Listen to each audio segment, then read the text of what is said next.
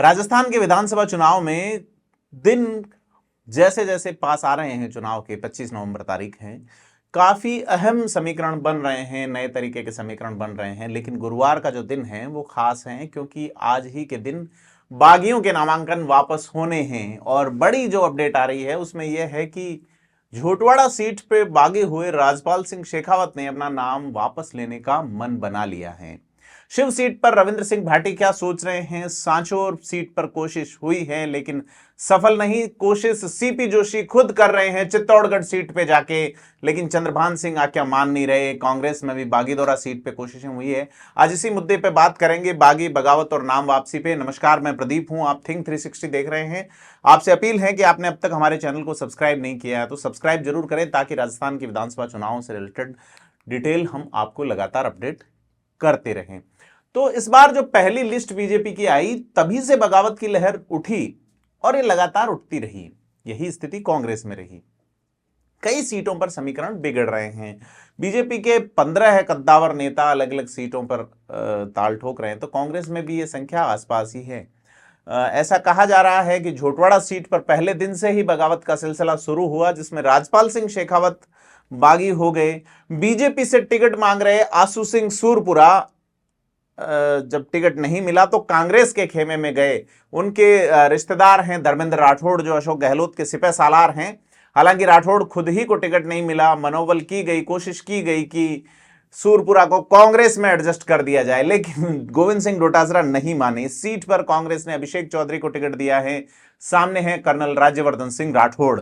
ऐसे में आशु सिंह सूरपुरा भी बागी है, लेकिन बीजेपी को उसका अधिक फर्क पड़ता नजर नहीं आ रहा, चूंकि कांग्रेस का खेमा, रिश्तेदारी और तमाम चीजें वहां लागू होती है। साथ ही इस सीट पर आशु सिंह सूरपुरा को समाज के लोगों ने भी बनाने की कोशिश की, उनके राजपूत समाज के, लेकिन वो अभी तक डटे हुए हैं और मैदान से हटने को पीछे नहीं। लेकिन राजपाल सिंह शेखावत ने अरुण शाह द्वारा अरुण सिंह जो है प्रदेश प्रभारी, उनके द्वारा अमित शाह से बात करवाए जाने के बाद राजपाल सिंह शेखावत ने कहा, उन्हें आश्वासन मिला है और अब वो विचार कर रहे हैं वापस हटेंगे। तो अभी बीजेपी में 36 और कांग्रेस के 40 बागी मैदान में। इसमें कांग्रेस में 13 बड़े नेता हैं और बीजेपी में 15 के आसपास बड़े नेता हैं। राजपाल सिंह के सुर बदलने के पीछे कहा जा रहा है कि अमित शाह ने उनसे बात की है और यह एक बैठक करके बात की कि आप नामांकन वापस लीजिए, आपको कहीं एडजस्ट किया जाएगा। राजपाल सिंह ने अपने कोर कार्यकर्ताओं की बैठक बुलाई और कहा कि जिस तरह से अमित शाह ने वादा किया तो वे सोचेंगे और नामांकन वापस लेंगे। और दूसरी बड़ी सीट जो है वो है चित्तौड़गढ़। वहां से सांसद सीपी जोशी जो है वो पहली बार चित्तौड़गढ़ पहुंचे हैं नाम की घोषणा होने के बाद। जोशी ने कहा, आप मुझे गाली दीजिए, पत्थर फेंकिए, लेकिन पार्टी को कुछ न कहें। पार्टी हमारी मां है, मैं यह सब कुछ सह सकता हूं। मैं हाथ जोड़कर निवेदन करता हूं, सब कुछ भुलाने को तैयार हूं, पार्टी के लिए काम करते हैं। हालांकि चंद्रभान सिंह आक्या ने पार्टी से इस्तीफा दिया है। पार्टी के खिलाफ वो फिलहाल तक ऐसा नहीं बोले हैं। उनका सीधी सीधी अदावत सीपी जोशी से है। क्या आक्या वापस आएंगे? उन्होंने वापस पार्टी के लिए काम करने की बात कही है सीपी जोशी ने। चंद्रभान सिंह आक्या का नाम नहीं लिया है, लेकिन आक्या यहां बागी है। पड़ोसी की जो सीट है मावली, वहां पे भी कुलदीप सिंह चुंडावत आरएलपी से ताल ठोक रहे हैं। लिहाजा आरएलपी के प्रत्याशी बीजेपी के नेताओं के कहने पे क्यों मानेंगे? यही स्थिति शिव सीट पर जालम सिंह रावड़ोत की है, जो कि आरएलपी में चले गए, पूर्व विधायक रह चुके हैं। और अगर कांग्रेस में बात करें तो डूंगरपुर जिले की 84 विधानसभा, 84 जहां से राजकुमार रोहत एमएलए हैं, वहां कांग्रेस के बागी को मनाने के लिए कांग्रेस के नेता घर पहुंचे, लेकिन बेरंग लौटना पड़ा। यहां पूर्व सांसद, जो कांग्रेस से पूर्व सांसद रह चुके हैं और पूर्व जिला प्रमुख भी रह चुके हैं, ताराचंद भगोरा मैदान में हैं। और यहां टिकट नहीं मिलने से कांग्रेस के प्रदेश महासचिव महेंद्र बड़जोड़ ने निर्दलीय नामांकन भरे हैं। तो कैबिनेट मंत्री और जो सीडब्ल्यूसी के मेंबर है महेंद्रजीत सिंह मालविया, एआईसीसी के सचिव दिनेश खुड़निया, प्रत्याशी खुद ताराचंद भगोरा, जिलाध्यक्ष वल्लभ राम पाटीदार समेत कई नेता, कांग्रेस के जो नेता है वो महेंद्र बड़जोड़ को मनाने पहुंचे और कहा फिर से मौका मिलने दिया जाएगा आपको। लेकिन बड़जोड़ अपनी जिद पे अड़े रहे और चुनाव लड़ने के लिए उन्होंने साफ कहा है कि वो चुनाव लड़ेंगे। ऐसे में कांग्रेस की मुश्किल 84 सीट पर थम नहीं रही। 84 सीट पे राजकुमार रोहत विधायक रहे हैं बीटीपी से, लेकिन रोहत भी बीटीपी छोड़ चुके हैं और अभी इंतजार में हैं कि किस तरह से इस चुनाव में वो अपनी नई पार्टी भारत आदिवासी पार्टी से समीकरण जो है अपने पक्ष में करें। कांग्रेस में जो सरदार शहर सीट है, जब भंवरलाल शर्मा के निधन के बाद उनके बेटे अनिल कुमार शर्मा जो है वो उपचुनाव में विधायक बने थे, लेकिन उनके सामने नगर परिषद के सभापति राजकरण चौधरी चुनाव लड़ रहे हैं। चौधरी का कहना है उनकी शहर पर अच्छी पकड़ है, इसलिए कांग्रेस उन्हें मनाने की कोशिश कर रही है। मनोहर थाना सीट जो है वो कांग्रेस के नेमीचंद मीणा प्रत्याशी और उनके सामने कैलाश मीणा अड़े हुए हैं। कैलाश मीणा का भी कहना है कि उनके सभी समाजों में पकड़ है, ऐसे में वो चुनाव जीत रहे हैं। वहीं सादड़ी सीट, बड़ी सादड़ी सीट जो है, जहां बद्रीलाल जाट के सामने पूर्व विधायक प्रकाश चौधरी चुनौती बने हुए हैं। बद्रीलाल जाट यहाँ नए प्रत्याशी हैं और कांग्रेस के लिए बड़ी चुनौती नागौर में भी बनी हुई है, जहां हरेंद्र मेधा के सामने पूर्व मंत्री हबीबुर रहमान अड़े हुए हैं। हबीबुर रहमान नागौर के विधायक रह चुके हैं, बीजेपी से भी और कांग्रेस से भी। और पुष्कर में भी ऐसी स्थिति है। पुष्कर में नसीम अख्तर इंसाफ को उनकी पार्टी के ही पूर्व विधायक गोपाल बायती चुनौती दे रहे हैं, जबकि अख्तर पिछली बार भी चुनाव हारी थी।